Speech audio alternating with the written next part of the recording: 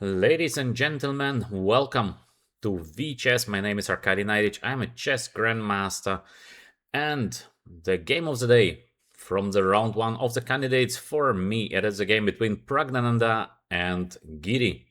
We will see a very interesting game because of opening. First of all, quite forced, and maybe Praggnanandhaa managed to reach a slightly better position in an opening, which is quite rarely played.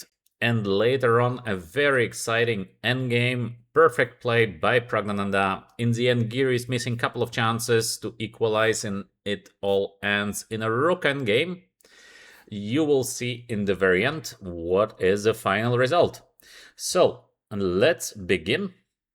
The game has begun with the move e4. It's sometimes Praggnanandhaa is not only playing the move e4, so it was not so easy for Giri to prepare c5 by Giri. Quite surprising the first move because we're just in the first round of the candidates. So Giri as well is playing the move e5, which is much more solid option. So Giri wants to play his favorite Naidorf, because Giri is a great Naidorf player, and we see the move knight on c3. Knight on c3 move order, it makes only sense in case you're playing against a Naidorf player, because knight f3, d6 leads to Naidorf. There is no other move order. That's why knight c3 is being played. In case of knight c6, we play the move now knight f3 followed by the move d4, and there is no more Naidorf. So black is basically almost forced to play the move d6. There is another continuation a6, which is interesting. But obviously in the candidates, you're not trying to play sidelines. So Praggnanandhaa was quite sure that Giri is going to play d6, and with the move 3, we see the difference. It is aligned with the move f4. So very important. In case of knight c6, the line f4 is not so good. So this line can be only played against Naidorf players and only against players who do play the move d6. So g6, it is the main continuation. Knight f3, bishop on g7, and here comes a check on b5. This is the main line. In case you want to try something like this with white, do not try immediately to play the move bishop c4. I would advise you exactly the move order of Praggnanandhaa. Bishop on b5, bishop on d7, a4, important. White is provoking this move a6. So knight c6, still main line of the theory. Both players played it quite fast.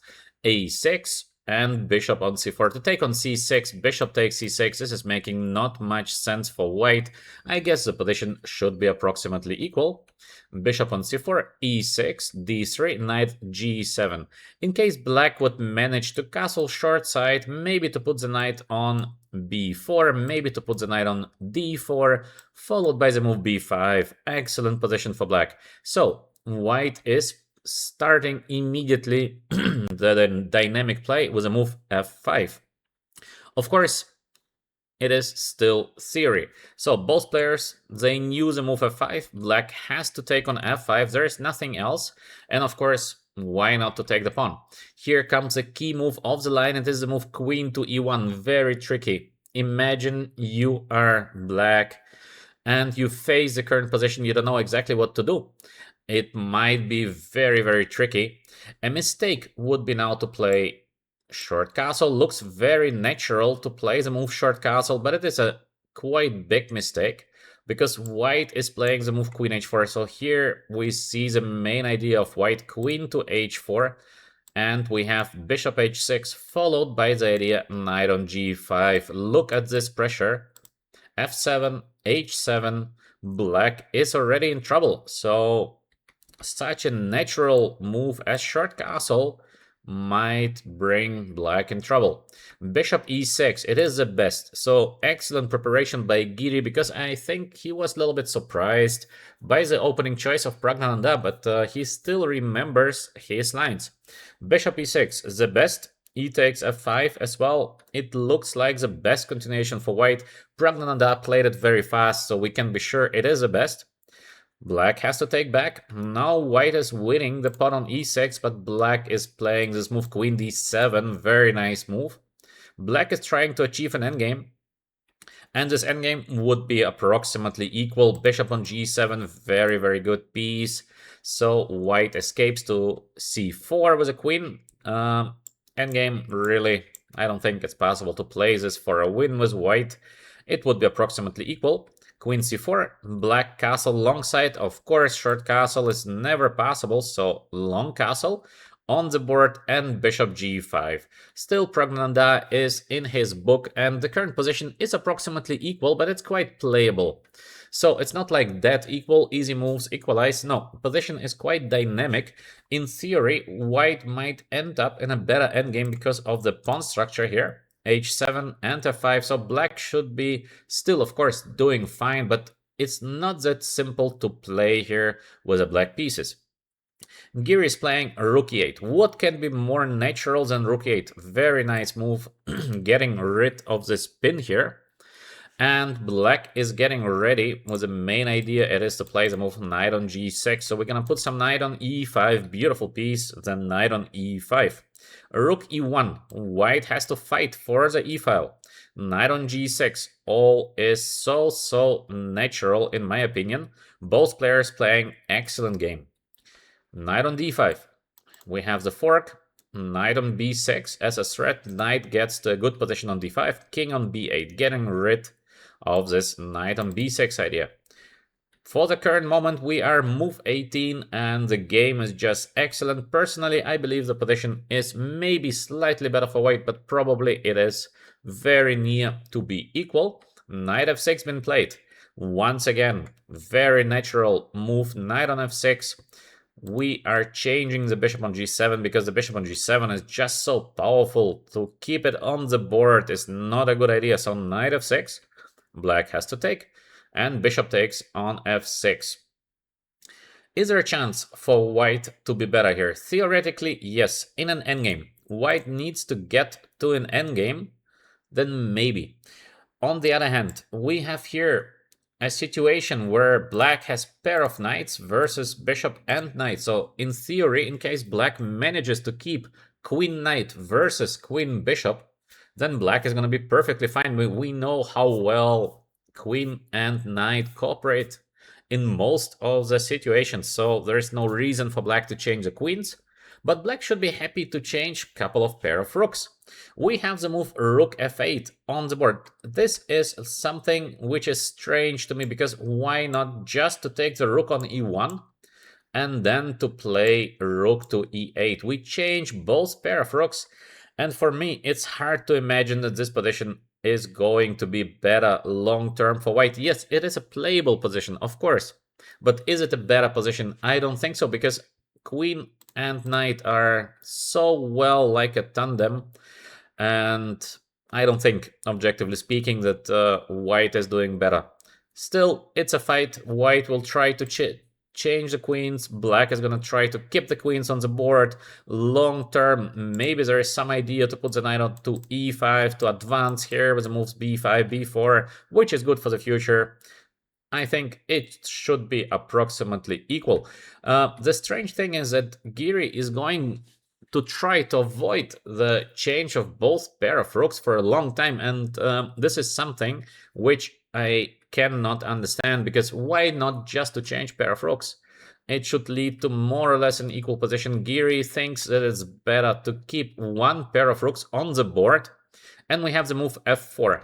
f4 could be a very strong move in case we get here chances to attack the white king, but I don't think there are big realistic chances.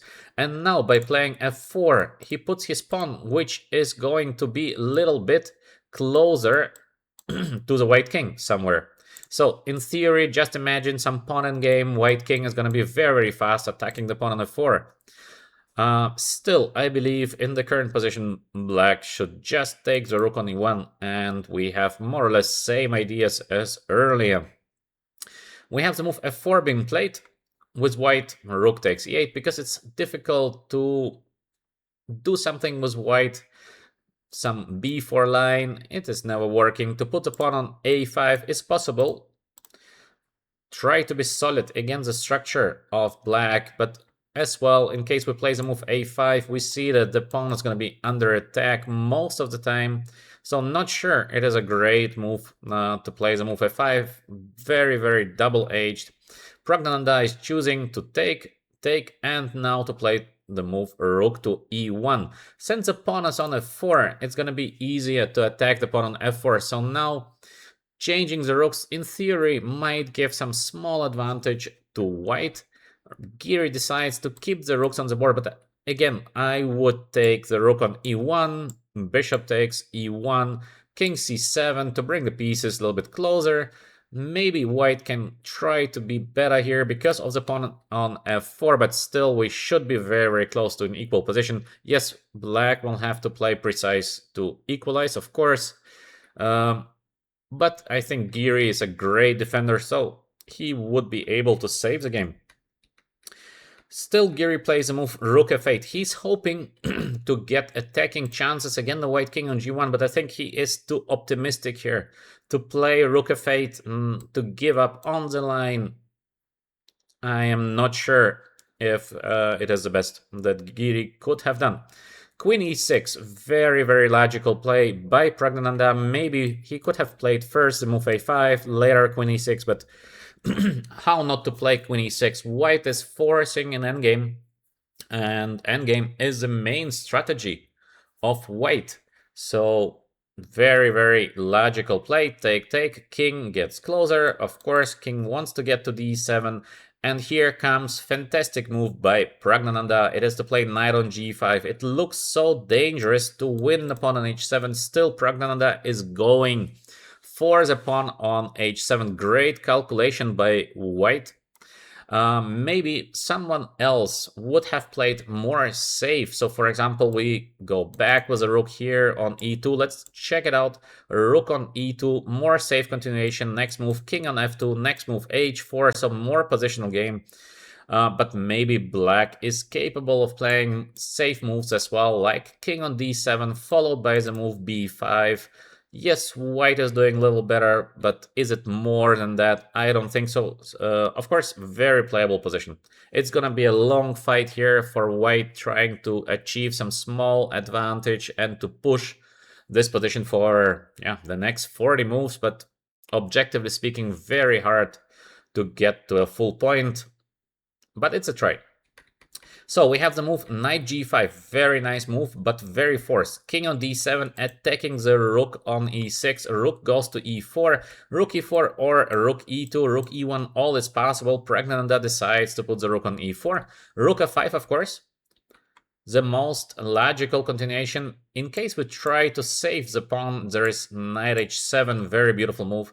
Knight f6 comes next with a check. So, rook f5, pawn is taken, but take a look at the knight on h7. There are no squares to go for the knight from h7. So it's not like one-way street that only white is capable of winning the position. Now black is also capable of winning the game in case black manages to catch the knight on h7. Not an easy task, obviously. If rook h5, we have knight on f6. So, black was a move d5. Interesting approach by Giri. Maybe a little bit more solid would have been the move knight on e5. But as well here, how to catch the knight? The only way to catch the knight is to play king e7, king f7, king on g7. Yes, it is very dangerous, but it takes quite a lot of time. So let's check if white just plays very, very solid moves. King on e7, the black king is trying to get to g7. But here, we have quite unexpected way of playing for white. That is to take on e5. Very strange move in my opinion, but seems to be a strong one. In case black takes with a pawn, then we have this rook b4 attacking the pawn on b7. So quite unusual play, but it looks very, very powerful. And in case black takes with a knight on e5, we have the move h4 and the knight escapes to g5. So is it a win? Or is it still a draw? Hard to tell, but of course white is doing here much better because we can play knight h3, collecting the pawn on f4. It's gonna be a huge suffer for black, or maybe even black is on the limit of being lost here. That's why let's go back. We have the move d5 played by Giri. rook on e2. The idea is to close the bishop on c3 by playing d4. So yes, we see the move d4, bishop on e1. Knight on e5. Let's bring the knight to the center. Very, very logical. Another logical play could have been the knight from g to e5, but now I'm not so sure. h4, knight on g5 might bring white some advantage. So to play with a knight from c is again very, very logical decision. Rook on e4, getting rid of this f3 idea by black. Still the knight is almost caught. We have knight on g4 to play. King to e7 is not working. We have the move h4 and the white knight escapes to g5. White will be just a full pawn up. So, knight on g4, getting counterplay with the move knight on e3. Nice play by Giri. The game is super high level. We have the move h3. You might ask, why not to play the move h4? Very logical question. Now, knight on e3, attacking the pawn on c2, c3, and here comes the key move, knight e5. So it's a complete mess in the center, but it seems like there is no way to defend the pawn on d3. So for example, if white takes on d4, we have knight takes d3, attacking the bishop on e1, bishop on d2, and c4. Now black is getting the pawn on b2. I guess black should have enough counterplay here, but the position is extremely complicated because we have the h pawn. Also, we can try to take sometimes on e3. So bishop takes e3, f takes e3, advance with the move g4. It is so complicated here, but objectively speaking, probably it's a mess. So it's not like white is winning here or black is doing much better. Position is very complicated. That's why to play here the move c takes d4, a little bit risky. Maybe white can try to get the knight back into the game. Knight f6. In case black would take, we take the knight on e5. So black is continuing with the move king on e6. And once again, there are no good squares to go with a knight from f6. So it looks like black should have enough compensation for the pawn down. That's why we have the move h3 been played in the game by Praggnanandhaa. Very nice play. Knight e3 and now c3 on the board. Giri plays the move knight d5. It looks like a mistake. By just having 13 minutes on the clock for the next 7 moves, Giri maybe panics a little bit and plays the move knight on d5. Probably d takes c3 would give black excellent chances to equalize the game. In case bishop takes on c3, now we play the move knight on d5. The idea knight d5 is correct. The knight on h7 is almost caught. But the current knight on d5 move looks like giving black just equality. There is no more h4 because we can take it. b5 coming next with the idea b4. It's a very dynamic play, but it looks like an equal position.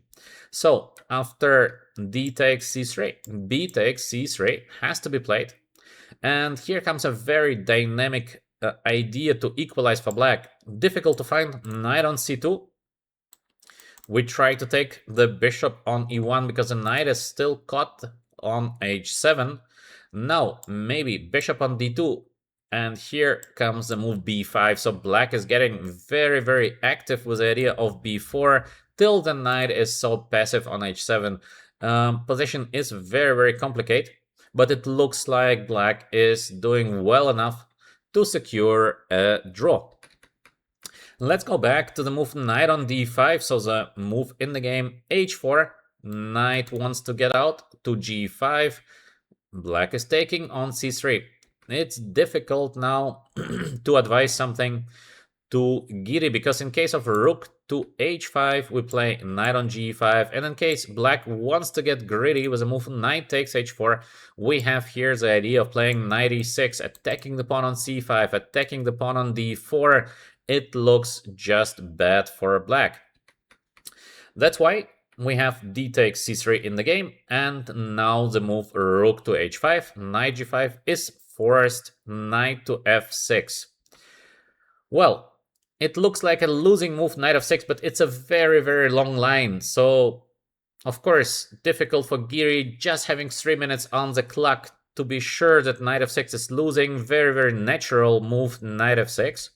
Instead, b5 is looking like the better answer, but a tough move to make b5 because black is pawn down, and white has now so many different options. Still, the position of black is looking very, very dangerous. So, for example, let's put c4 like an idea, knight e6 like an idea. All of this is looking like a pawn down position for black. Maybe some counter chances, maybe some chances to play for a draw, but the position is looking just so risky.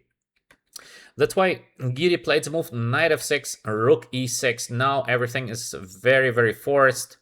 Rook takes g5, there is nothing else. White is taking, rook takes f6, rook g4. So, idea of rook to g4 to get the pawn on h4. White with the move h5, very forced line. Knight on e5, where else to go? Still, it looks like maybe black is doing fine. d3 is under attack. f3 is coming next, but here comes the move h6. Nice play by Praggnanandhaa, and you will see how far Praggnanandhaa is calculating, because after h6, knight f3, it seems like maybe it is a draw. King f1, all is forced. Black is taking on e1, king takes on e1, and we have the move rook takes g2. From the first look, it seems to be a draw, so I think this is what Giri has missed, and Praggnanandhaa just calculated a little bit farther than Giri. So rook takes f4, idea is rook h4, rook h2 forced, rook f6 back forced, and it seems like the b5 should give a draw. But after the move b5, we have, of course, the move a5, so maybe Giri has missed even this easy continuation of a5, but as well we have a very beautiful move, rook takes a6, black is taking on a4, and here comes h7. Of course, rook takes h7 doesn't work, rook a7 check and we win the rook, and in case black is getting closer with a king, then we have this beautiful idea, rook a8, we want to get h8 queen, we force black to take, and of course rook a7, once again we win the rook on h7. So a winning rook endgame here after the move 40 for white. Giri made a miscalculation. Let's go back once again to take a look at the key move knight f6, because still black can fight for a draw by playing the move b5. Of course, Praggnanandhaa managed to outplay Giri, but the things are far from easy. So the move knight f6 is a decisive mistake of black, but we cannot call it a mistake because it's just a miscalculation in a very, very long line. All is pretty forced. Giri thought it's gonna be a drawish rook endgame, and here he realizes, well, it's not a drawish rook endgame, it's just a lost position.